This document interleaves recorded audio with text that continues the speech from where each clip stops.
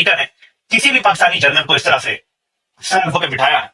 पाकिस्तान से बहुत बड़े सौदे करवाए गए हैं, पाकिस्तान के मफादात को ज़िक पहुंचाई गई है। ट्रम्प की बात करें ना, इस दुनिया का मेरी नज़र में इससे खतरनाक बीमार ज़हन नहीं है। इसकी जो ज़ाती फितरत है वो है धोखाधड़ी, पीठ पे छुरा मारना, जिसके साथ खाएगा उसकी पीठ पे छुरा मारेगा, हिरस, और सबसे बड़ी बात इस्लाम दुश्मन है। इसराइल भी इस चीज़ को एक्नॉलेज किसी हद तक करता है, लेकिन वो कभी भी इस खित्ते के अंदर उसका जो असल अलाई है वो इंडिया को ही समझता है। वो पाकिस्तान को पाकिस्तान तो लेटना चाहता है उनके साथ, लेकिन उनके असल जो बेड पार्टनर्स हैं वो इंडिया, ये हकीकत है।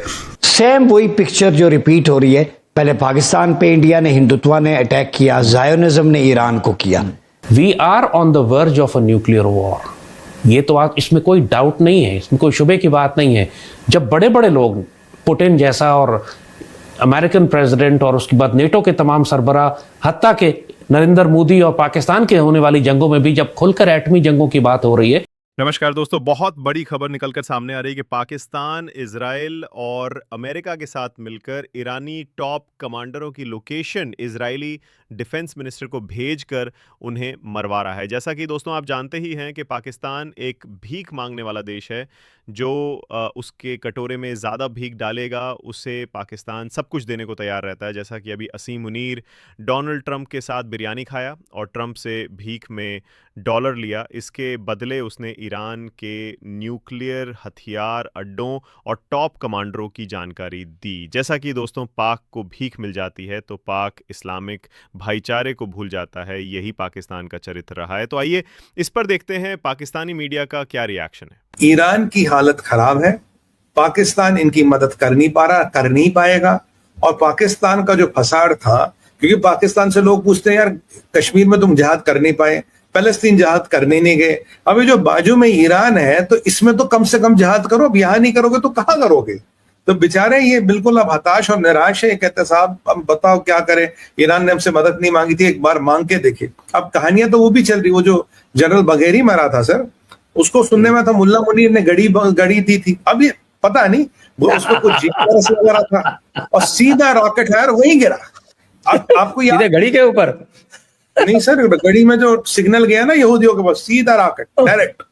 अब आपको याद है इस्माइल हनिया जो था, ये अपने गार्ड के साथ कुछ ऐसी परिस्थिति में, आप समझ गए ना, ऐसी परिस्थिति में बेड में पाया गया था।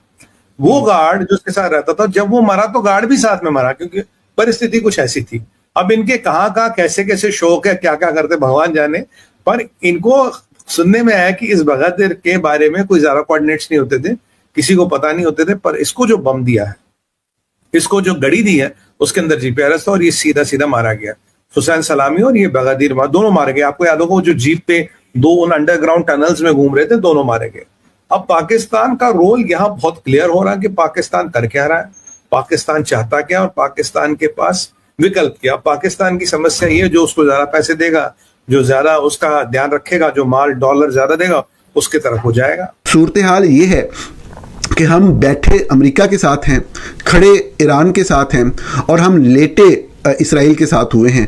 पाकिस्तान की पॉलिसी इसराइल के हवाले से आज कल से नहीं, बाद लोग, मैं चूँकि तनकीद करता हूँ फौजी क़यादत के ऊपर या उसकी पॉलिसीज़ के ऊपर, तो बाद लोग उसको नत्थी करने की कोशिश करते हैं मौजूदा आर्मी चीफ सैयद आसिम मुनीर के हवाले से। लेकिन हकीकत यही है कि इससे पहले भी, चाहे जनरल कमर जवादबा हों या उनसे पहले के आर्मी चीफ हों, जो भी एक हमारी एस्टेब्लिशमेंट की पॉलिसी है, मैं उसका नाक़िद रहा हूँ। सियासत में मुदाखलत का नाक़िद रहा हूँ, खुसूसन फॉरेन अफेयर्स में मुदाखलत का नाक़िद रहा हूँ, कारोबारों में मुदाखलत का नाक़िद रहा हूँ।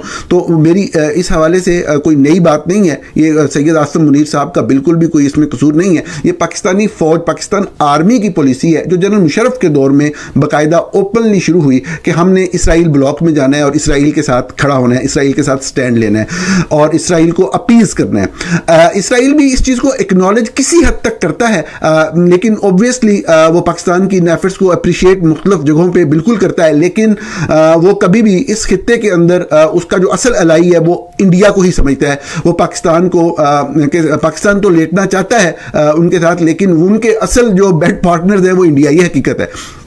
पाकिस्तान की फौज, पाकिस्तान की इंटेलिजेंस का एक बहुत ही डीप रिलेशनशिप कायम हुआ आज से 15-20 साल पहले इसराइल के साथ, और हमने बहुत बड़े बड़े जो तजारती सौदे किए। पाकिस्तान का मोतबर अंग्रेजी अखबार डॉन इस हवाले से पिछले 15-20 साल से 15-20 साल में गलत किया गया, 10-12 साल से मुसलसल रिपोर्टिंग कर रहा है।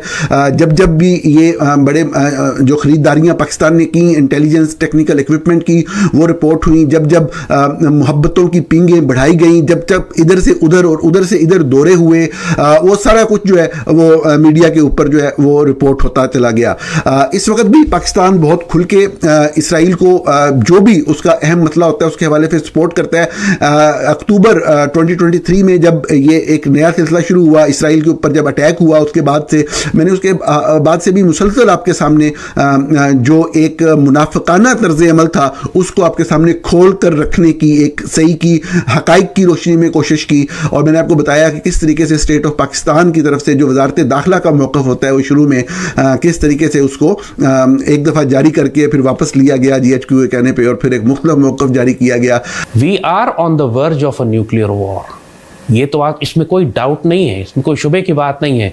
जब बड़े बड़े लोग, पुतिन जैसा और अमेरिकन प्रेसिडेंट और उसके बाद नेटो के तमाम सरबरा, हत्ता के नरेंद्र मोदी और पाकिस्तान के होने वाली जंगों में भी जब खुलकर एटमी जंगों की बात हो रही है, तो बात यहाँ तक पहुंची कैसे, इतनी एक्सेलरेट कैसे कर गई, एस्केलेशन लैडर पे हम इतना ऊपर कैसे चले गए कि अब जरा जरा सी बात पर लोग एटमी जंग की धमकियां देना शुरू कर देते हैं, कहीं टैक्टिकल न्यूक्स तो कहीं न्यू।